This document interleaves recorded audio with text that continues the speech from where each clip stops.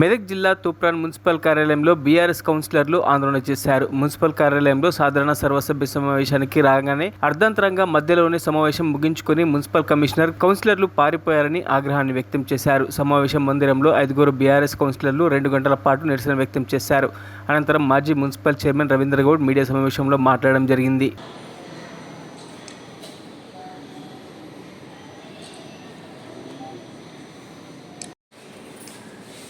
యావత్ తూప్రాన్ ప్రజలందరికీ కూడా మున్సిపల్ ప్రజలందరికీ కూడా నమస్కారం తెలియజేస్తా ఉన్నాను.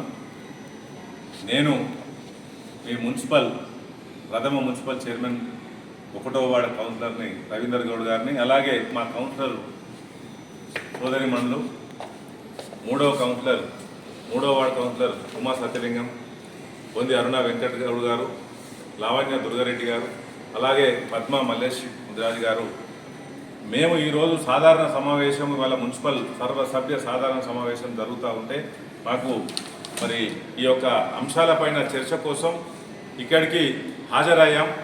మరి కౌన్సిలర్ గారు కోర్టు కేసులో ఉన్నటువంటి మరి హైకోర్టులో ఈ చేసిన కార్యక్రమానికి అవిశ్వాస తీర్మానాన్ని ఛాలెంజ్ చేసి హైకోర్టులో ఉన్న కోర్టు కేసులో దొంగ ఓటుతోని చైర్మన్గా అయినటువంటి వీళ్ళు సమావేశ మందిరంలోకి మేము వస్తుంటే ఒకటే నిమిషం, వాళ్ళు వచ్చిన 10 నిమిషాలకే మేము వస్తూ ఉంటే కింది నుంచి సీసీ కెమెరాలో చూసి మరి దొంగల్లాగా ఒక పక్క కమిషనర్, ఒక పక్క మరి వీళ్ళు చైర్పర్సన్ అని చెప్పబడే వ్యక్తులందరూ కూడా పారిపోతూ ఉంటే ఆశ్చర్యం వేసింది. వాళ్ళ ఎందుకు పారిపోవాల్సి వచ్చింది? ఎజెండా బుక్కులు తీసుకోండి అంటే మేము సంతకాలు పెట్టొద్దాం.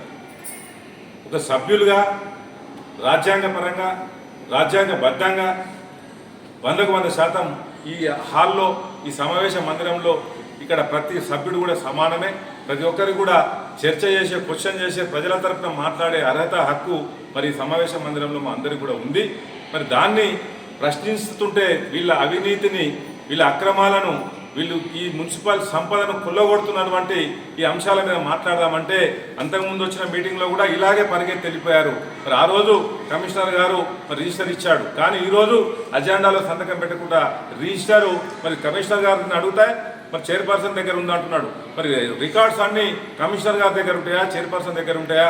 మరి వల్ల మేము కలెక్టర్ గారిని తప్పకుండా ఈ సభాముఖంగా ఈ ఆందోళన చేస్తూ ఉన్నాం ఇక్కడ హాల్లోనే. మరి ఏ విధంగా కమిషనర్ గారు మరి చైర్పర్సన్ దగ్గర ఉంటాయంటున్నాడో మరి మాకైతే అర్థం కావడం లేదు. ఇది కాంగ్రెస్ ప్రభుత్వము, ఇది కాంగ్రెస్ కంట్రోల్లో జరుగుతున్నటువంటి ఈ వలసవాదులు మరి ఈ యొక్క కౌన్సిల్ ఎప్పుడో కలుషితం అయిపోయింది. వారు మరి ఈ విధంగా అన్యాయంగా, అవమానకరంగా మమ్మల్ని సంతకాలు పెట్టకుండా తీసుకుపోతుంటే నిజంగా నవ్వొస్తుంది. వీళ్ళ ఇంత అల్పుల చేతిలో తూప్రాన్ మున్సిపాలిటీ ఉందా అని నిజంగా సిగ్గైతుందని సందర్భంగా తెలియజేస్తా ఉన్నాను. ఎందుకంటే అనేకమైనటువంటి అక్రమాలు, అడ్డగోలుగా ఇంటి పన్నులు పెంచి మరి ఒక దొంగ పేపర్లను మరి మొన్న తగ్గిస్తామని చెప్పి నిన్న మాత్రం మళ్ళీ ఒక ఈనాడు ఆర్టికల్ రాశాడు తమ్ముడు. మరి దాంట్లో తూప్రాన్ ఆదాయం, ఇంటి పన్నులు పెంచినామని స్వయంగా కమిషనర్ గారు ఒప్పుకున్నారు. మీరు పెంచినట్ట, తగ్గించినట్ట?